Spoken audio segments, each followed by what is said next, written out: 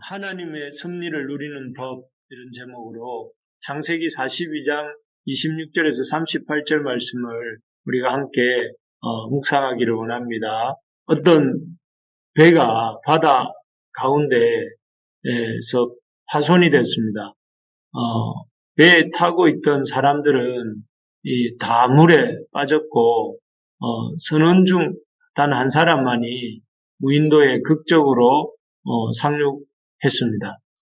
그 후에 이 선원은 이 무인도에서 살아남기 위해 여기저기서 나무를 모아 조그만 오두막집을 지었습니다. 이 집은 그가 이 무인도에서 살아남기 위해서 의지할 수 있는 유일한 피난처였고 안식처였습니다. 이 안식처에서 이렇게 를 의지하여서 무인도 생활을 하던 어느 날 이 선원은 양식을 구하기 위해 깊은 산속으로 들어갔습니다. 숲속에서 열심히 양식을 구한 후에 저녁 무렵이 되어서 다시 오두막으로 돌아오고 있을 때였습니다. 그는 자기가 열심히 지은 집이 화염에 휩싸여 있다는 것을 발견하게 되었습니다. 그것을 보고 이 선원은 너무나 마음이 낙심이 되었습니다. 이 무인도에서 유일하게 의지하고 또 이렇게 쉼을 얻었던 하나밖에 없는 이 집이 이 아무도 없는 이 고독한 섬에서 유일한 자신의 삶의 안식처이자 또 피난처인 집이 불타고 있으니까 참 마음이 낙심이 되고 크게 좌절이 되었습니다. 이 선원은 불타는 집 앞에 자신의 오두막집 앞에서 한참을 주저앉아서 멍하니 있다가 땅거미가 진 후에 나무 이파리로 임시 잠자리를 만들어서 해변에서 누워 잠을 청했습니다. 그는 이 안식처가 사라져버린 깊은 슬픔과 고통 속에서 잠을 자게 된 것이죠. 그렇게 한참을 자고 있는데 갑자기 인기척 소리가 들렸습니다. 어떤 소리인가 사람이 없는 섬인데 어떻게 인기척 소리가 나는가 싶어서 잠을 깨어서 이렇게 보니까 사람들이 섬으로 오고 있었습니다. 그는 깜짝 놀랐습니다. 그래서 그 사람들 쪽으로 달려가서 그들을 붙잡고 어떻게 이렇게 무인도에 오게 되었는지 물었습니다. 그러자 그들은 이렇게 말했습니다. 우리가 이 섬 앞을 지나가다가 불타는 집을 보고 누군가가 구조 요청을 하고 있다고 생각을 했습니다. 집이 불탄 것은 참 이렇게 불행한 사건이었지만 그것 때문에 이 지나가던 배가 이 섬에 집이 있다는 것을 발견했고 또 이 섬에 누군가가 살고 있다는 것을 생각했던 것이죠. 그래서 그들은 이 섬에 배를 대고 사람을 만나러 온 것입니다. 정말 집이 불에 탄 것은 참 불행한 사건이지만 그것은 또한 또 한편으로는 이 무인도에 표류하게 된 이 선원을 살리기 위한 하나님의 섭리였던 것입니다. 정말 그렇습니다. 우리 믿는 사람들의 우리의 인생에는 이런 놀라운 하나님의 섭리가 있습니다. 그래서 참 불행인 줄 알았던 일이 오히려 이렇게 감사한 일이 되기도 하고 또 참 낙심되는 일이라고 생각했던 그것이 우리에게 희망의 사건으로 바뀌기도 하는 것입니다. 그렇기 때문에 우리가 살다가 감당하기 어려운 일을 만나도 낙심하거나 좌절하지 말고 또 이렇게 완전히 절망하지 말고 소망을 가질 수 있어야 되겠습니다. 그래서 오늘 본문에는 이렇게 믿는 사람이 어려운 일을 만날 때 또 그 어려운 일을 통해서 어떻게 하나님의 섭리하심을 믿고 낙심 좌절하지 않을 수 있는지 하는 것들을 볼 수가 있습니다. 우리가 믿는 사람으로서 살아가다가 참 삶에 낙심되고 좌절되는 어려운 일을 만날 때 어떻게 소망을 가질 수 있습니까? 먼저는 우리가 두려워하지 말고 염려하지 말아야 됩니다. 낙심 좌절되는 일을 만나도 두려워하지 말고 염려하지 말아야 된다 하는 것입니다. 오늘 본문에 보면 요셉의 형들은 자신들이 곡식값으로 지불했던 돈이 다시 자신들의 곡식 자루에서 이렇게 나온 일로 인해서 혼이 나서 떨며 두려워합니다.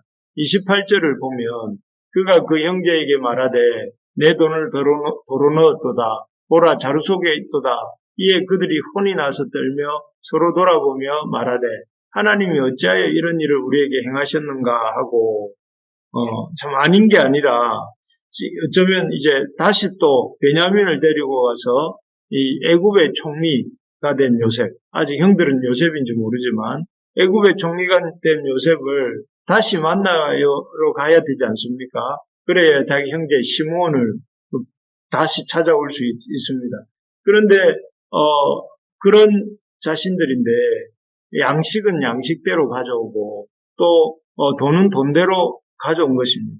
그렇게 되면 돈을 지불하지 않고 양식만 가져온 셈이 되지 않습니까? 그럼 틀림없이 그 아주 엄한 총리가 자신들을 도둑으로 이렇게 돈도 지불하지 않고 양식을 가져간 도둑으로 취급하지 않을까 하는 그런 생각이 들어서 두렵고 또 이렇게 다시 애굽 총리를 만날 수 있겠나 하는 그런 걱정이, 두려움과 걱정이 찾아온 것입니다. 이런 두려움은 당연한 두려움이고 당연한 염려입니다. 참 누구라도 이런 환경에 놓이면 두려워하고 염려할 수밖에 없겠죠. 하지만 요셉의 형들이 이렇게 두려워하고 염려하던 일은 우리가 이 창세기 역사를 다 아는 우리 입장에서는 이런 일이 일어나지 않았다는 것을 압니다. 나중에 오히려 이들이 요셉을 만났을 때에 그들은 이 돈 때문에 죽음받지 않습니다. 또 도둑으로 몰리지도 않았습니다. 오히려 그때는 그 형들과 요셉 사이에 오해가 풀리고 또 서로 용서하고 화목하게 되는 그런 요셉으로부터 그런 뜨거운 환대를 받게 되지 않습니까? 그래서 참 그들이 염려하고 두려워했던 바는 일어나지 않았다 하는 것이죠. 즉, 이 하나님의 섭리하심과 역사하심을로 말미암아 형들이 염려하고 두려워하던 일은 일어나지 않았습니다. 정말 그렇습니다. 우리 인생에서 우리가 염려하고 걱정하는 일들이 참 많습니다. 오늘 하루도 어제 하루만 생각해봐도 또 지금 우리 자신을 생각해봐도 염려하고 걱정하는 일이 있지 않습니까? 하지만 그런 염려하고 걱정하는 일의 95%는 일어나지 않을 일들에 대한 염려와 걱정이라고 합니다. 다시 말해서 95%의 두려움과 염려는 우리가 하지 않아도 될 염려와 두려움을 우리가 하고 있다 하는 것입니다. 우리가 참 기억해야 될 것은 하나님은 우리의 목자가 되시고 우리의 아버지가 되셔서 우리 앞서 행하시면서 우리를 쉴만한 물가와 푸른 초장으로 인도하시고 또 그래서 우리를 배부르게 먹이시고 목마르지 않게 마시게 하시고 또 때로 우리가 사망의 음침한 골짜기를 다닌다 할지라도 그 지팡이와 막대기로 우리를 안위하시고 우리를 안전하게 지키시고 또 인도하실 것을 우리가 믿을 수 있기를 소망합니다. 그래서 우리 눈으로 볼 때는 참 두려운 일이 우리 앞에 벌어졌다 할지라도 하나님께서 그 일조차도 섭리하셔서 그 일을 통해 우리를 참 구원 얻게 하시는 또 우리를 주님의 놀라운 은혜 가운데로 이끌어 가시는 통로가 되게 하실 줄 믿음으로 우리가 두려워하지 않고 하나님을 믿음으로 두려워하지 않고 염려하지 않고 믿음으로 살아가는 우리 부르심의 가족들 되기를 바랍니다. 지금 염려하는 일이 있으십니까? 지금 두려워하는 일이 있으십니까? 그 두려움과 염려가 우리 주님께서 섭리하심으로 우리에게 소망으로 또 감사로 바꾸어 주실 것을 우리가 믿고 믿음으로 오늘 하루도 이렇게 나아갈 수 있기를 소망합니다. 두 번째로 보면 우리가 하나님의 섭리를 믿고 하나님의 우리 인생 가운데 섭리하심을 믿고 낙심자절하지 않고 소망을 가지려면 먼저는 두려워하지 말고 염려하지 말아야 된다 했다면 두 번째로는 하나님과 사람을 원망하지 말아야 된다 하는 것입니다. 여기 28절을 제가 한 번 더 읽어드리겠습니다. 그가 그 형제에게 말하되 내 돈을 도로 넣었도다. 보라 자루 속에 있도다. 이에 그들이 혼이 나서 떨며 서로 돌아보며 말하되 하나님이 어찌하여 이런 일을 우리에게 행하셨는고 하고, 여기에 보면 형들이 그 자루 속에서 나온 돈을 보면서 참 하나님에 대해서 탄식을 합니다. 원망을 합니다. 하나님 어찌하여 이런 일을 우리에게 행하셨는가? 왜 하나님 자꾸 일이 어려워지고 꼬이게 만드는가? 애국의 총리가 자신들을 정탐꾼으로 의심하지 않나? 또 정탐꾼으로 의심하고 있는 자기들을 보릿자루 속에서 이 자루 속에서 참 그 곡식급 값으로 지불했어야 될 돈이 나오지를 않나? 이런 여러 가지 일이 꼬여서 또 형제 시므온은 돌아오지 못하고 애굽에 붙들려 있지 않나? 이런 생각을 할 때에 참 왜 하나님 자꾸 우리에게 이런 어려운 일을 겪게 하시는가 하고 하나님을 향한 불평과 원망이 나오고 있는 것을 볼 수가 있습니다. 또 이런 이 아들들에 대해서 이렇게 양식을 구해오고 있는 아들들에 대해서도 야곱의 반응은 어떠한가 하면 막내 베냐민을 데리고 가야 된다 이렇게 말을 하니까 36절처럼 말합니다. 우리 36절을 한번 읽어주시겠습니까? 시작. 그들의 아버지가 야곱이 그들에게 이르되 너희가 나에게 내 자식들을 잃게 하도다. 요셉도 없어졌고 시므온도 없어졌거늘 베냐민을 또 빼앗아 가보자 하니 이는 다 나를 해롭게 함이로다. 네, 여기 보면 그 베냐민을 데려가야 시므온을 찾아올 수 있다 하는 그 아들들의 말에 이 야곱이 그들에게 참 불평하고 있는, 너희가 나에게서 자식들을 잃게 한다, 또 빼앗아 가려고 한다 하면서 이렇게 아들들에게 불평하고 아들을 탓하고 있는 그런 야곱의 그 말이 나옵니다. 이 두 구절의 공통점이 무엇인가 하면은 28절과 36절의 공통점은 하나님과 사람을 향한 원망입니다. 사실 요셉의 형들은 하나님을 원망했고 아까 본 것처럼 또 야곱은 다시 베냐민을 애굽으로 데려가려는, 그래서 요셉에게 또 요셉을 야곱이 잃어버렸던 것처럼 또 베냐민도 잃어버리게 만든 이런 아들들에 대해서 이 야곱이 원망하는 모습입니다. 참 그렇습니다. 우리가 인생을 살다가 어려운 일을 당하고 겪을 때 우리 두렵고 염려하고 또 이렇게 한편으로는 사람들을 탓하고 하나님을 탓하면서 원망할 때가 많습니다. 그렇지 않습니까? 하지만 이 원망을 통해서 보면서 우리가 생각하게 되는 것은 사실 이들이 해야 될 것은 원망이 아니라 감사다 하는 생각입니다. 왜냐하면 요셉이 곡식자루에 다시 넣어준 그 돈 때문에 그들은 그 심각한 기근에서 견딜 수 있었습니다.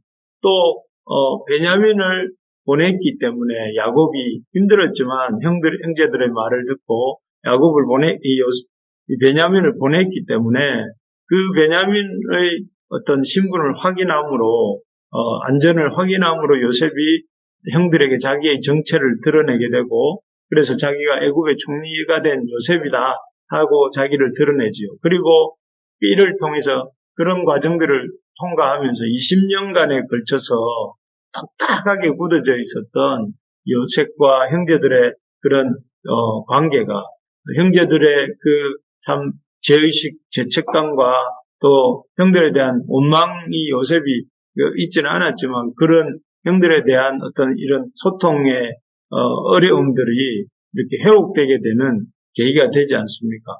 그래서 이렇게 형들이 하나님에 대해서 또 야곱이 아들들에 대해서 이렇게 화내지 않고 원망하지 않아도 오히려 그 일이 원망하고 불평했던 그 일이 감사가 되고 또 회복이 되는 시작이 되었던 것입니다. 그렇기 때문에 우리가 참 낙심자질되는 상황을 만났을지라도 하나님의 섭리를 믿고 소망을 가지고 낙심자질하지 않아야 되는 이유가 여기에 있습니다. 우리가 이해할 수 없다고 하더라도 함부로 하나님을 원망하거나 동력자들을 원망하지 말아야 돼요. 우리는 너무 쉽게 그렇게 원망 불평을 하는데 그렇게 해서는 안 되겠습니다. 왜냐하면 하나님께서는 그 힘들고 어려운 과정으로 인해서 하나님의 역사가 일어나게 하시기 때문에 그렇습니다. 지금 여러분 힘든 일을 겪고 계십니까? 혹시 지금 그렇게 힘들게 하는 사람과 그